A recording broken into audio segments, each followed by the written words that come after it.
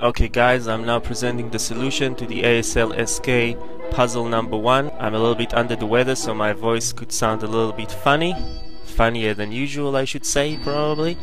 But that's okay. So, before we begin, we probably need to talk just a bit of a reminder on the objective. So the objective of the Germans was to occupy victory hex P2 by the end of the advance phase of this turn, which is the last turn. Now, before we begin, we need to talk about what would be an inconsequential firepower against the units. Now, as you can see, all the German units are 7 morale, including the CX squaddy here. And 7 morale basically means that any firepower which is 4 flat is inconsequential. Now, why is that? If we look at 4 flat, we see that 4 flat against those German units will, under the rule of 7, cause a pin task check. Those units will then roll a pin task check, will also roll a 7, and will pass the pin task. So that would be inconsequential firepower. Hence, all other equivalent shots for that will also be inconsequential. So that means 8 plus 2, 6 plus 1, 2 neg 1, 1 neg 2, etc. They are all essentially 4 flat equivalent, and are all inconsequential. So what do we actually have here? We have the German 447. The first thing that it has to do is it has to go CX, and then it has to go to Q5 for 2 movement factors, and then to P4 for 4 movement factors. Now, the reason it has to do that, we will get to it in a second, but what would then happen is the Russian unit in N3 will have to take a shot at P4.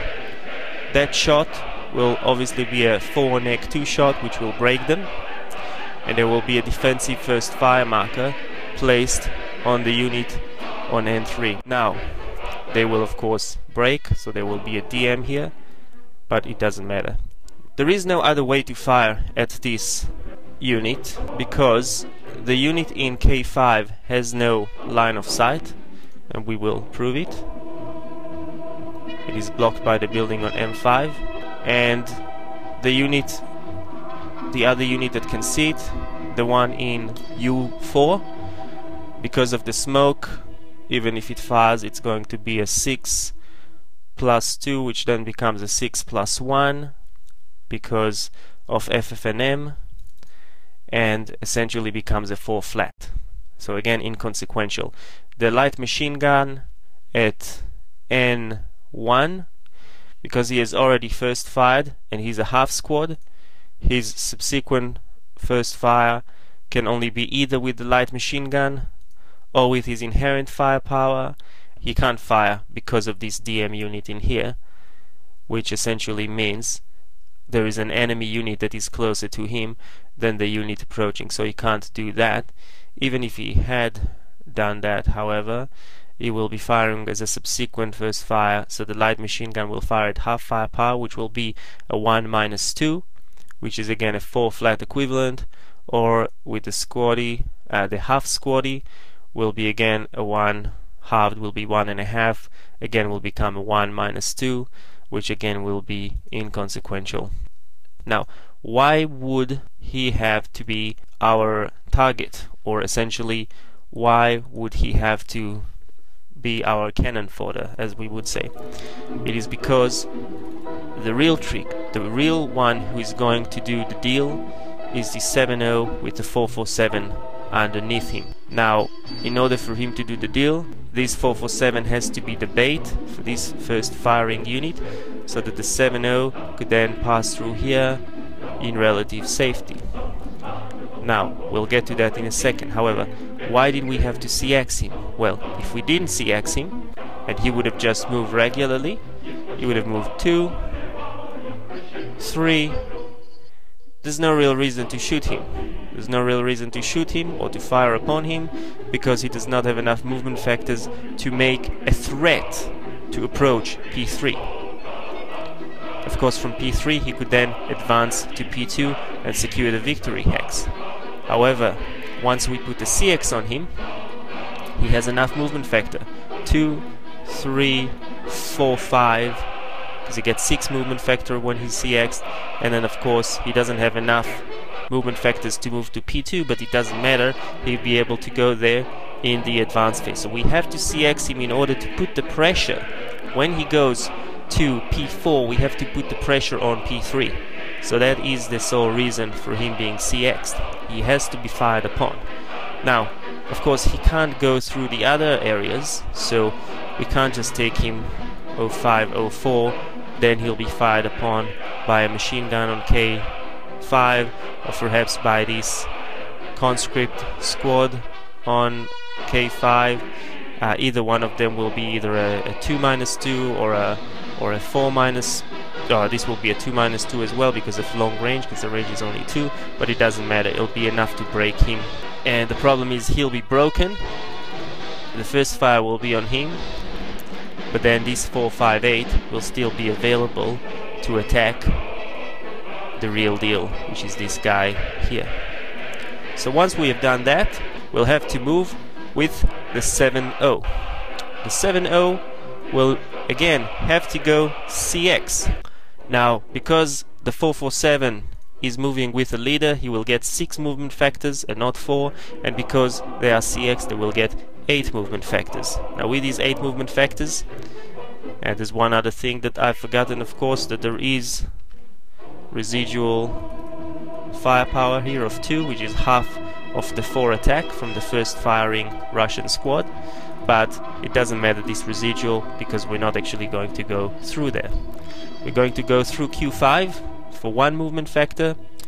Now we can't rush through Q4 and maybe P3 or Q4 and then Q3 because, and some of you guys did send me a solution regarding this, we can't do it again because of the machine gun in here, which has line of sight to that hex. If you can see here, clear line of sight with the range of 6, 1, 2, 3, 4, 5, 6, exactly the range that is needed, will be a 2-2 shot, which will be deadly. It'll be deadly not because it will break, but again, if it's a 2-2 to a roll of 7 will be a normal morale check, and then when this leader and this unit will make their morale check, they will of course roll a 7, and if they do a morale check, not a pin check, if they do a pin check and they roll a 7, like we said, it's inconsequential, but if they do a morale check and they roll a 7, they will be pinned, and of course if they're pinned they can't move, and if they're pinned they can't advance. If they can't move and they can't advance, they cannot secure the victory hex on P2, so they can't go there, so they will have to do 1, 2. Now again, inconsequential, the light machine gun, he can't fire at them because of the smoke. It's not going to do any damage. It's going to be a 6 + 2 -1 for non-assault move. Will be, they're not getting the -1 for the moving in the open because they're covered by the smoke. So it is going to be a 6 + 1, which is equivalent to 4 flat, which will be inconsequential. So they've moved 1, 2. Now they're going to move 3, 4 to there. Will be a mistake. It'll be a deadly mistake because we have a squad here, Russian squad on S8. It's a difficult line of sight, but they make it, which will fire at them at 6, -2 for the leader, +3 for the building, so we're at a 6 + 1. However, because they FFNM'd, they moved non-assault move, it'll be a 6 flat, and a 6 flat again on a 7 will be a normal morale check, which will pin them, so they cannot go there. They have to go, we'll retract our steps again, 1, 2, 3, they're safe. Now what about this machine gun here? Okay, this machine gun here is a little bit more interesting. This medium machine gun, the squad under him has already first fired. So if we first fired with this machine gun, it's going to be 4 plus the hindrance, it's +1, -1 for FFNM, it's going to be 4 flat. It's not gonna work. 4 flat is just not gonna cut it. What about if we fire with the squad? Well, we can try to fire with the squad. 4, 5, 8. Again, it'll be a 4 plus 1 minus 1, 4 flat, not gonna cut it. What happens if we fire with both of them? Well, the rule says that if a squad subsequent fires, which is what will happen because it's already got the first fire marker on it, if it subsequent fires and decides to use his machine gun, the machine gun fires a sustained fire, which essentially the machine gun will have half its firepower, as well as will be easier to break the machine gun and for it to malfunction, but that doesn't matter for this purpose. But that means that if he fires a subsequent fire, he will fire a 2 firepower because he's halved. So it'll be a 2, 5, 8. Sorry, before I said that he would fire at the 4, he wouldn't because he's already got the first fire marker on him. So the squad will always fire at the 2 firepower. However, if he uses the machine gun will be halved as well. It's going to be 2 plus 2. It's going to be 4 plus 1 minus 1, 4 flat inconsequential. So using the squad and the machine gun together, it's really the same in this case as just using the machine gun by itself. It's not going to help. So he's safe. He moved 1, 2, 3. He'll now move 4, 5. He's still safe. 6, 7. Remember, he's got to go around R3 because he can cop a shot from that 9, 2 over there, his squads. So that's for 7 points. And now this guy here, he's pinned and he's final fight, so he can do a final protective fire against our guys. However, he's at 2, so he'll be halved because he's pinned, halved again to a half because of the final protective fire, so it'll be half, double because he's a 1, plus 2, plus 3 for the building, minus 1 for FF&M. Anyways, it's a lowly shot. It's not going to do anything, so we're not going to worry about the calculation. And then when he's here, he's got 1 movement factor left. Where is he going to go? Now, it looks counterintuitive to go to Q2 because we already have a DM'd guy there, broken guy, and there's a residual fire, and generally we want to avoid residual fire. But going to Q3 is deadly. Going to Q3 is deadly because we have the 447 here with a clear along the hex side, a clear line of sight to this hex on Q3. He'll be halved because it's a long range, so it's more than it's a 1, 2, 3, 4, 5, 6, 7, 8. It's exactly the longest range he could do. He'll be firing at the 2 minus 2 here in the open because it's in the open, so he gets the FFMO as well. 2 minus 2 again will prevent him from advancing into hex P2 for the victory at the advanced phase. So really, even though it would be counterintuitive to go to Q2, that's exactly what he needs to do. He needs to go to Q2. Now in Q2, he's going to cop a 1 residual, but again it's going to be 1 minus 2, which will be inconsequential. In addition to that, he might cop the final firing guy in here, the 237 house squad might fire at him.